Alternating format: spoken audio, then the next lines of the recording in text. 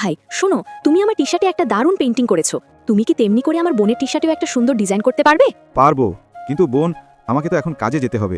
ভাই আমরা গরিব, দয়া করে সাহায্য করো। ঠিক আছে বোন, তুমি যেভাবে জোর করছো, আমি তোমার বোনের টি শার্টেও একটা সুন্দর ডিজাইন করব বোন।